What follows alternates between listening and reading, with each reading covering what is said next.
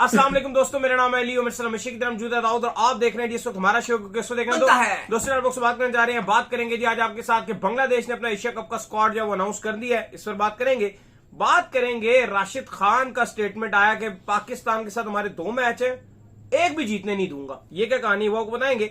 बात करेंगे इंडिया ने बैटिंग वेबसाइट्स को और ये सारे ये फैंसी टेंसी जितने भी थे 11 ये वो सबको बैन कर दिया है। इस पर बात करेंगे इसका क्या फ्यूचर होगा। बिल्कुल, लीग्स को मेन स्पॉन्सर ये इस पर गुफ्तगू करेंगे।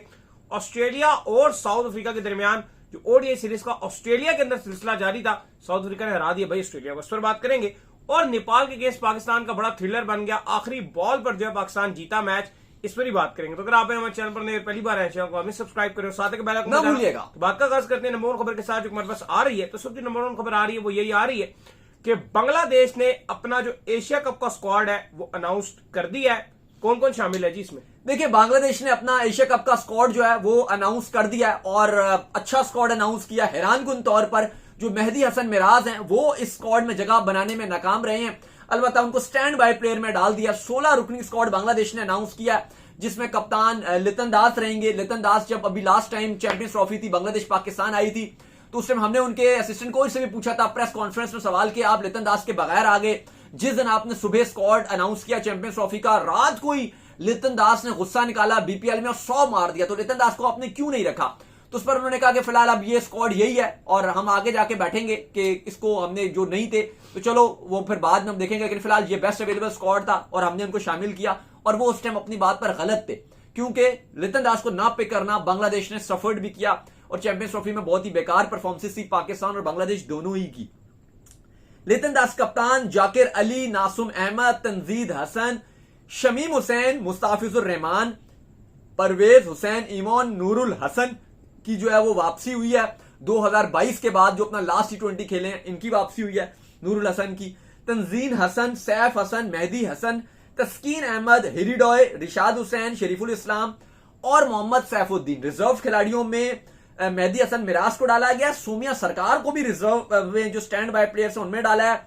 इसके अलावा तनवीर इस्लाम और हसन महमूद, ये वो प्लेयर हैं जो इनके स्टैंड बाय प्लेयर हैं। तो नहीं साहब, बांग्लादेश का अच्छा खासा और तगड़ा स्क्वाड है, लेकिन 16 रुकनी स्क्वाड है। नहीं बिल्कुल, बांग्लादेश ने अपना बड़ा तगड़ा स्क्वाड जो अनाउंस कर दिया, लेकिन मेहदी को जो उन्होंने बाहर करके रिजर्व में डाला है, मुझे लगता है कि मेहदी को उनकी टीम का हिस्सा होना चाहिए था। जितने कमाल किस्म के वो स्पिनर है और एक यूटिलिटी भी देते हैं कि ओपनिंग में भी 2022 में जो है बैटिंग करते रहे हैं, हर नंबर के ऊपर वो खेलना जानते हैं, तो उनको जो है वो होना चाहिए था स्पिन कंडीशन में।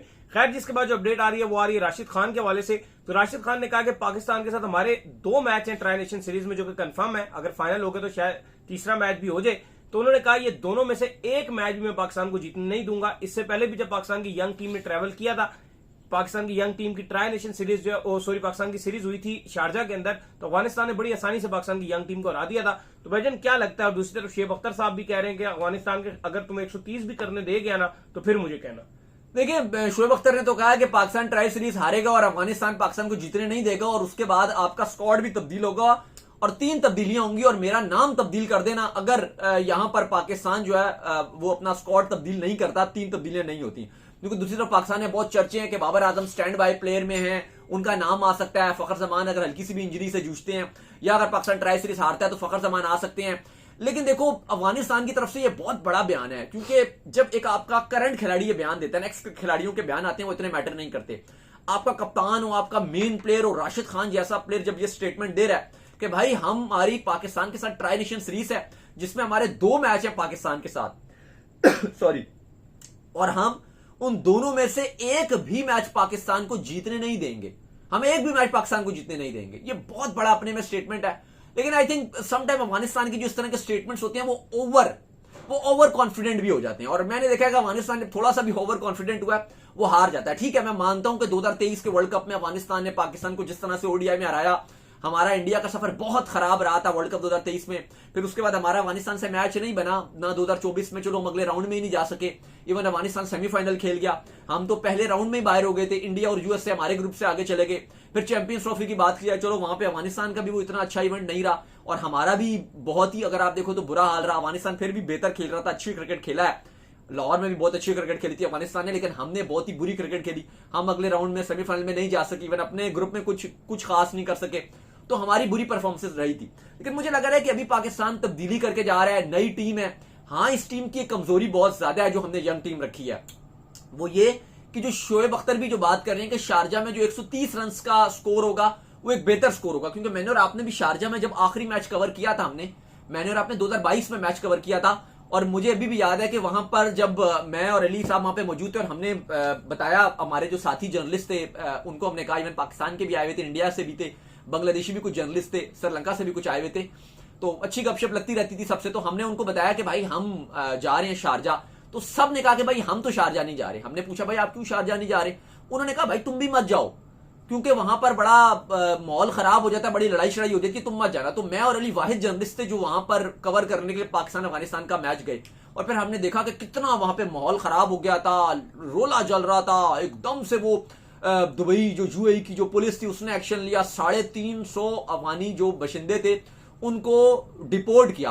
और मुझे याद है कि फिर हमने शो करना था, आप लोगों के साथ लाइव जुड़ना था, और वो हमें जुड़ने के लिए इतनी मुश्किल हुई क्योंकि हम जब बाहर निकले तो वहां पे इतना ज्यादा मारदाड़ शुरू हो गई, कुर्सियां चल रही हैं, दूसरे को मार रहे हैं, इतना बुरा हाल हो गया कि हमने फिर स्टेडियम से 1 किलोमीटर दूर जाकर एक कपड़े की दुकान थी, वहां पर एक बांग्लादेश, आप कह लो कि बांग्लादेशी लोग थे, उनकी वो शॉप थी, वो हमें जानते थे, हमारा शो देखते थे। तो उन्होंने कहा कि भाई दाऊद भाई, अली भाई, आप दोनों आगे हैं। उन्होंने कहा आपने वीडियो बनाना है, आप इधर आए, हमारी शॉप में आए, और उन्होंने हमें बड़ी अच्छी स्पेस दी अपनी शॉप में, और उसके बाद हमने वहां पर आपके साथ लाइव जुड़े थे पाकिस्तान अफगानिस्तान के मैच के बाद। तो बड़ा माहौल वहां पे खराब हो गया था, बड़ा आप कह लो कि याद रहता है। वो ऐसे मैच होते हैं जो आपको हमेशा से याद रहते हैं, जो आपने कवर किए होते हैं। कवर तो खैर हमने बहुत किए, लेकिन इस तरह के कुछ मैच होते हैं जो आपको कभी भूलते नहीं है। तो वो पाकिस्तान अफगानिस्तान का एक ऐसा मैच है जो शारजा में मैंने और अली ने कवर किया, शायद वो हम कभी भूलेंगे नहीं। वन ऑफ द आप कह लो कि मोस्ट हिस्टोरिक मैच हमारी माइंड में रहेगा। तो वहां पर अगर आप देखो अली साहब, जश्न और जोश बड़ा हाई रहता है। वो मैच भी लो स्कोरिंग मैच था और पाकिस्तान ने एंड में जीत लिया था। लग नहीं रहा था कि पाकिस्तान वो मैच जीतेगा, लेकिन जिस तरह से वो माहौल बना, वो नसीम शाह की हीरोइक और वो आसिफ अली और वो जो ड्रामा था वहां पर, वो बहुत तारीखी था। तो उस लिहाज से अगर आप देखो तो चीजें इतनी आसान नहीं रहेंगी पाकिस्तान के लिए शारजा में।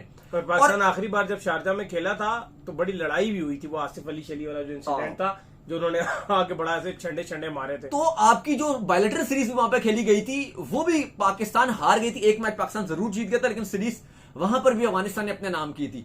तो पाकिस्तान, अफगानिस्तान और यूएई की जो सीरीज है, इसमें अफगानिस्तान तो हमारे लिए टफ कॉम्पिटिटर है ही है, लेकिन मुझे आप पता नहीं क्यों, लेकिन मुझे यूएई से भी डर लग रहा है। मैं आपको बताऊं क्यों, क्योंकि ये वो यूएई की टीम है जिसने बांग्लादेश को यूएई में हराया, और बांग्लादेश की टीम ने आपको बांग्लादेश में हराया। ठीक है, बांग्लादेश से आप हार गए बांग्लादेश के अंदर, और जो यूएई है उसने बांग्लादेश को हरा दिया। आप ये सोचो, बात को समझो कि यूएई ने हराया। ऐसी जो ह्यूमिलेशन देखने को मिली, लेकिन ह्यूमिलेशन की बात नहीं है, लेकिन यूएई अपनी कंडीशन में ठीक कह रहे हैं, बड़ी खतरनाक है वो। यार क्यों मुश्किल है अब स्कोरिंग? अगर ओडीआई शोडीआई होता है ना, उसमें फिर ये होता है कि ऐसी टीमें बड़ी जल्दी चोक कर देती हैं, लेकिन T20 का एक मसला ये भी है कि अगर 1 से 2 बैट्समैन भी पड़ जाए तो वो खत्म कर सकते हैं। और उनकी टीम में ना कुछ पाकिस्तानी और इंडियन जो बैट्समैन है और जो बॉलर है वो बड़े तगड़े हैं। चाहे इंडियन आप कह लो कि बैट्समैनों की बात कर लो, वो बड़ी नडर अप्रोच से खेलते हैं, जैसे उस्मान खान है हमारी, ये भी उनकी टीम से शायद खेल लेते। आप देखो इंडियन भी 2-3 है, 2-3 सिंह है और 2-3 अभी आपको उनका स्क्वाड पूरा दिखाएंगे। बड़ी तगड़ी टीम है उनके पास, स्पिन बॉलर उनके बड़े तगड़े हैं, 1-2 फास्ट बॉलर अच्छे हैं, कंप्लीट उनके पास यूएई के पास टीम है। देखने में लगता है यूएई लोग मजाक उड़ाते हैं क्या टीम है, लेकिन उन्होंने जो अपनी टीम बनाई है वो एक अच्छी टीम बनाई है और टफ कंपटीशन वाली टीम है।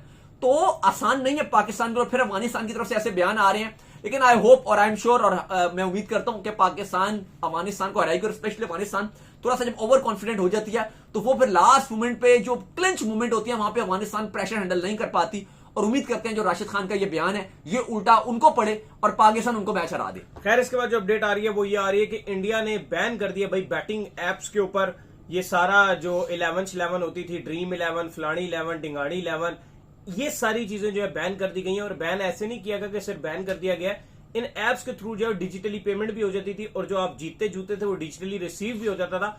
उस सारे गंद को भी जो इंडिया ने अब रिजॉल्व करने की कोशिश की है। तो इससे होगा ये, क्योंकि इनके जो मेन हेड ऑफिस थे वो इंडिया से ही ऑपरेट हो रहे थे और फिर दुनिया भर में जो लीग्स हो रही थी वहां तक जो है इनकी अप्रोचेस पहुंच चुकी थी, सारी बैटिंग वेबसाइट ये जो कोई भी है सबके। और ये बड़ी बड़ी लीग्स के जो है स्पॉन्सर थे, जिसके चलते बड़ी बड़ी लीगों में के गुब्बारों में से जो है हवा निकलेगी, क्योंकि वो सारी लीगें जो है वो इनके पैसों के ऊपर खड़ी थी। देखो हमारा तो सिंपल सा स्टैंस और सीधा सा स्टैंस है, हम बगैर स्पॉन्सर के शो कर लेते हैं। ये हम कहते हैं बगैर स्पॉन्सर के वीडियो कर लेंगे, लेकिन हम दोनों का इस पर पूरा स्टैंस है कि 1 रुपया भी बैटिंग और ये जो फैंटेसी 11 ETC है, इनसे कभी ना करेंगे और ना अपने एक भी व्यूअर को, खवा वो हमें पाकिस्तान से देखता है, खवा वो अमेरिका से देखता है, कनाडा से देखता है, नेपाल से देखता है, बांग्लादेश से देखता है, इंडिया से देखता है, युगांडा से देखता है, यूरोप से देखता है, हम किसी एक व्यूअर को भी कभी भी इनकरेज नहीं करेंगे। बेशक हम रूखी सूखी में गुजारा कर लेंगे, नहीं हमारे आप कह लो कि यूट्यूब से अगर हमारा अर्निंग नहीं होती है, कम से कम होती है, हो जाए, हमें फर्क नहीं पड़ता, हमें नहीं चाहिए पैसा, हमारे लिए इंपॉर्टेंट ही नहीं है भाई। जितना अगर हमें कोई सही स्पॉन्सर मिलता है, कोई अच्छा जो हमें लगता है कि आपके लिए हेल्पफुल होगा, तो वो हम करेंगे। फ्यूचर में भी नहीं मिलेगा, ना कभी किया, ना कभी सोचा और ना कभी करेंगे। बेशक इमेजिन कीजिए भी अगर हम आपको मैसेज दिखाएं, हमारे जो ईमेल्स हैं वहां पे लाखों के ऑफर्स आ रही होती हैं, ये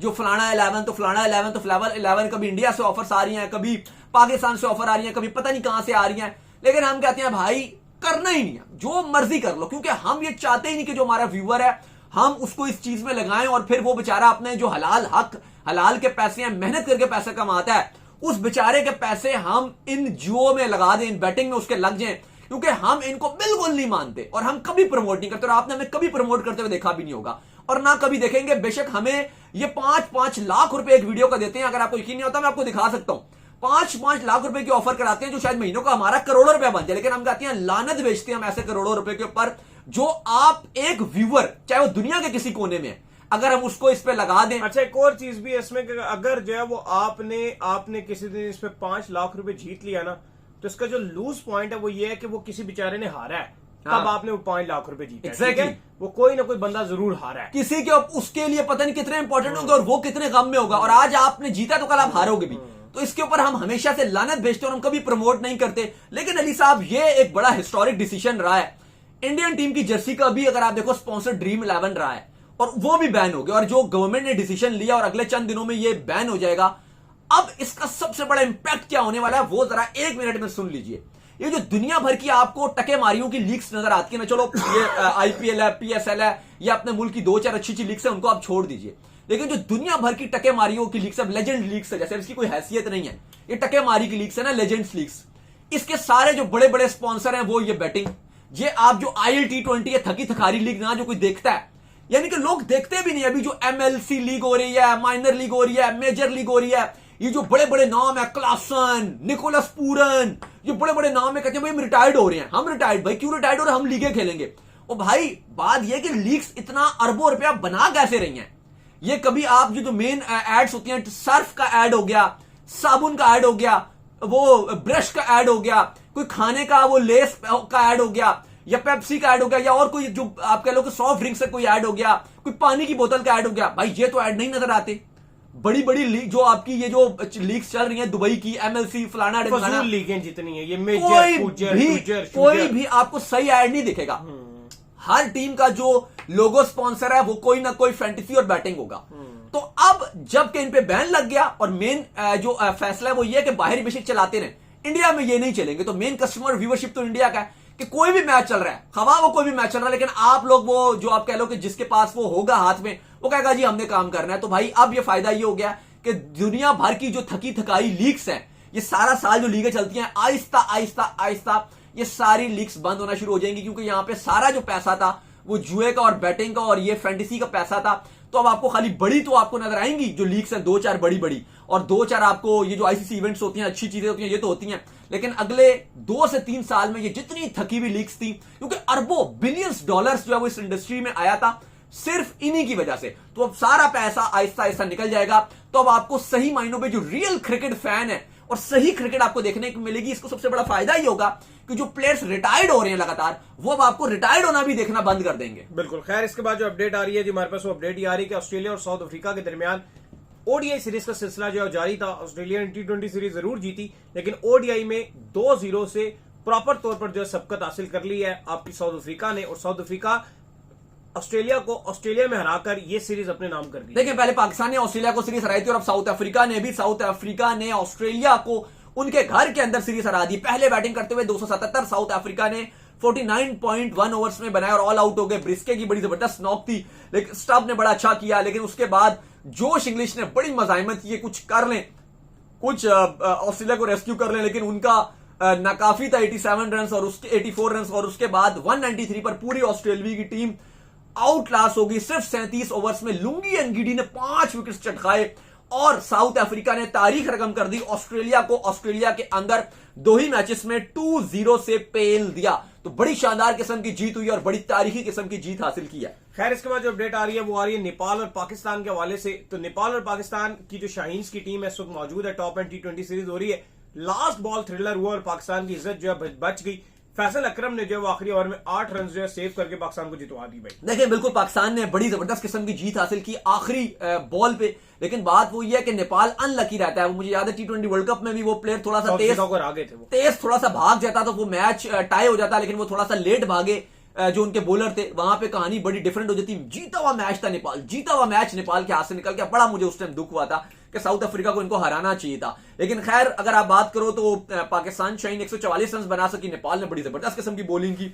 इरफान खान ने कुछ मजाइमत की जो कप्तान थे, और नेपाल सिर्फ 1 रन से एंड में हार गया। फैसल अकरम ने बचा लिया। लेकिन वही बात है कि पाकिस्तान की हमारी जो टीम है ये एक तगड़ी टीम है। और अगर आप देखो तो नेपाल एक ऐसी टीम है जो एशिया कप भी नहीं खेल रही, और हमारी जो T20 टीम खेल रही है उसका बैकअप यही सारे स्क्वाड है। कोई ऐसे गुमनाम खिलाड़ी नहीं है। लेकिन उसके बावजूद नेपाल खाली एंड में जाके नेपाल 1 रन से, आप कहो कि आखिरी 1 रन से जो पाकिस्तान जो है उसको जीत मिली है।